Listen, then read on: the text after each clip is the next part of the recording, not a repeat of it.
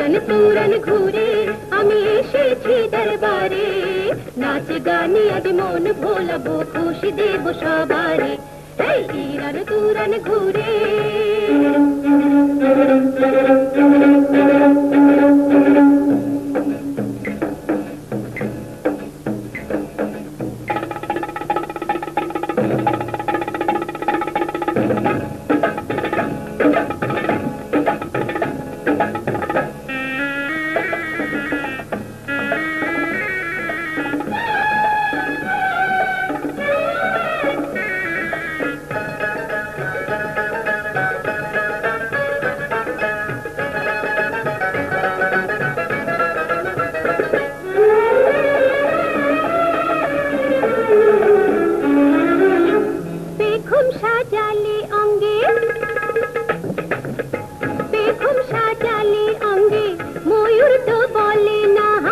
मस्ताনের সাথে তুমি মস্তানি করো না, মুখোশে রূপ কারো আড়ালে থাকে না। আরে বাই বাই ভল্লা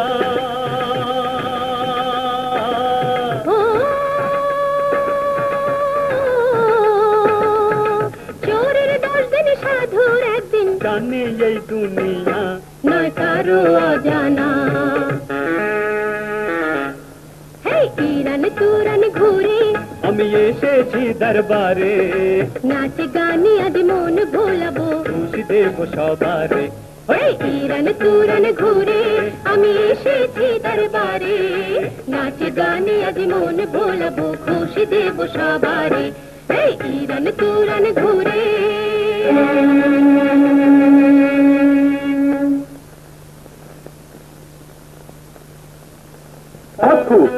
মারহাবা, তোমাদের নাচে গানে আমি মুগ্ধ হয়েছি। শুধু নাচ গান নয় হুজুর, আমরা হাত দেখে মানুষের ভাগ্য বলে দিতে পারে।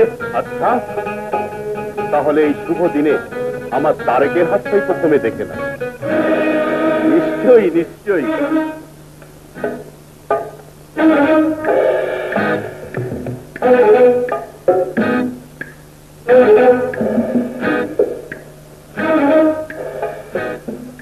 আমি তোমার ভাগ্য বদলে দিতে এসেছি। আলম্বানা, আপনার সন্তানের হাতের রেখা বলছে সে আপনাদের কাছ থেকে অনেক দূরে ছিল। তাই তুমি ঠিকই বলেছ।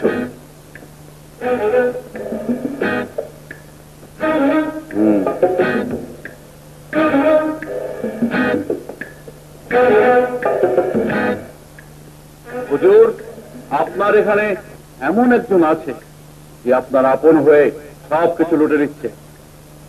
আশ্চর্য, তুমি তো সবই ঠিক বলছো। এসে বলতে পারো? এই কথা বলার শক্তি আমার এলেমের বাইরে হুজুর। তবে সবসময় চোখ ও কান খোলা রাখবেন। এবার আমি যাওয়ার অনুমতি চাইছি আলম পানা।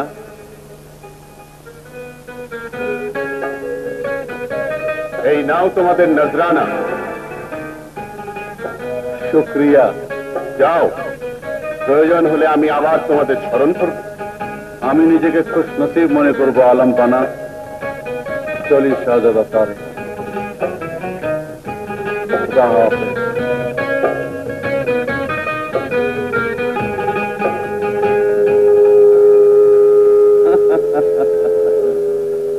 এইবার হাসানকে আমাদের সঙ্গে বেইমানি করার নতিজা ভোগ করতেই হবে। বাদশাহ কামরান যখন জানতে পারবে হাসান নকল জালিয়া, তখন সে তাকে কিছুতেই ছাড়বে না। কিন্তু সর্দার, আজ হাসানের যে দৃষ্টি আমি দেখেছি তাতে আমার ভয় হচ্ছে। সে যদি সত্যি তোমাদের কারণে কোনো বিপদে পড়ে, তাহলে আমার মনে হয় তার হাত থেকে কেউ তোমরা রেহাই পাবে না। আজরা, তুমি কি আমাদের এতই দুর্বল ভেবেছো? না সর্দার, তা আমি ভাবি না। কিন্তু হাসানের সঙ্গে এবারের মোকাবেলায় তুমি যদি পরাজিত হও? না,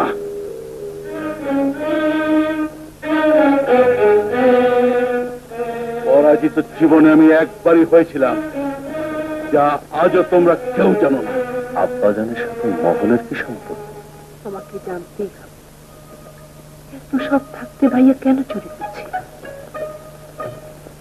আমি কি করছি? এত বড় অন্যায় আমি কি করে করতে পারলাম? আমি এক দুঃখিনী মাকে তার সন্তান সেজে প্রতারণা করছি, ভাই সেজে নাজনীনকে ধোঁকা দিচ্ছি। আজ রাতে ওকে আমি জিজ্ঞেস করব। না না, আমি কালই সবাইকে সব বলে দেব। আমাকে প্রায়শ্চিত্ত করতেই হবে। শোনো, তুমি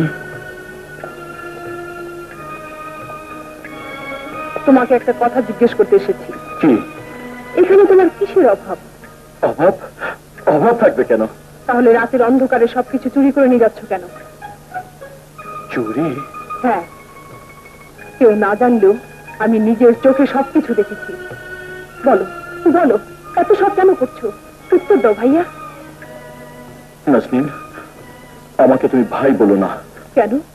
নাজনীন, আমি আমি তোমার ভাই নই। আমি তোমার ভাই নই। তাহলে কে তুই?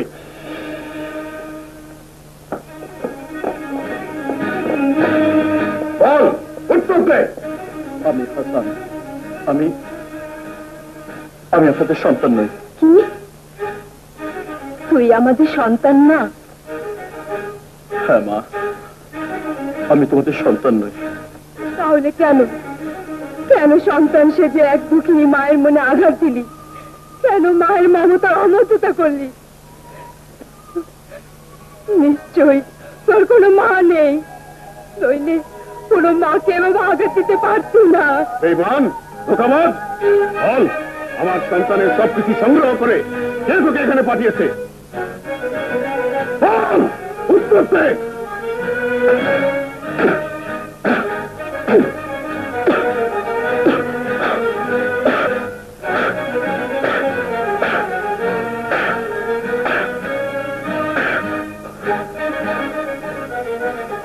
সিপাহী, ওকে বন্দি করে রাখো। কি করে কথা আদায় করতে হয় আমি ভালো করেই জানি। নিয়ে যাও।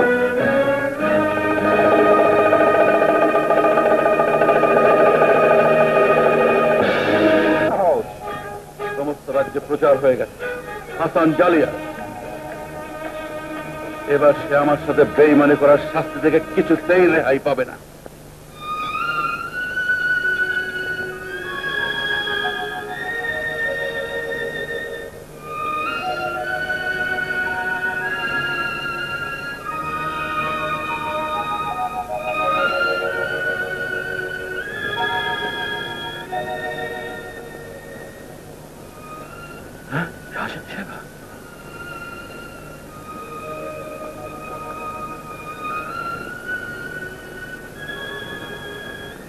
হাসান,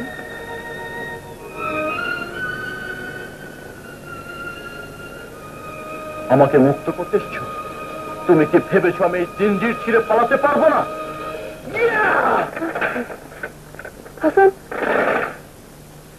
আমি আমার অন্যায় শাস্তি পাবার জন্য এখানে? না না হাসান, আমার মন বলছে তুমি নিজের ইচ্ছে এত বড় অন্যায় করতে পারো না। যদি কেউ ষড়যন্ত্র করে তোমাকে এখানে পাঠিয়ে থাকে, তো নাও, ওদেরকে আব্বা হচ্ছে।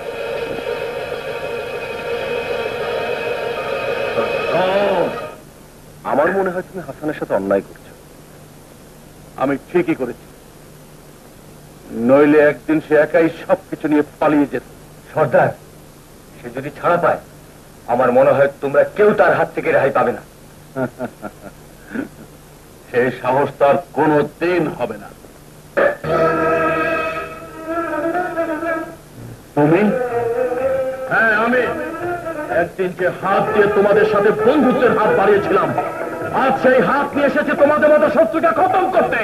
হাসান, তুমি আমাদের সাথে বেইমানি করেছো, আর বেইমানির শাস্তি কত কঠিন হতে পারে আজ আমি তোমাকে বুঝিয়ে দেব।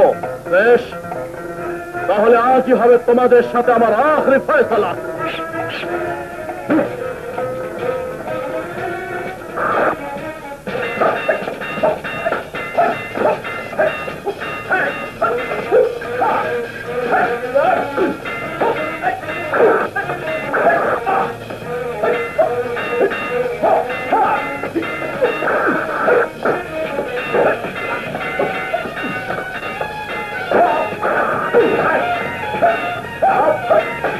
আছে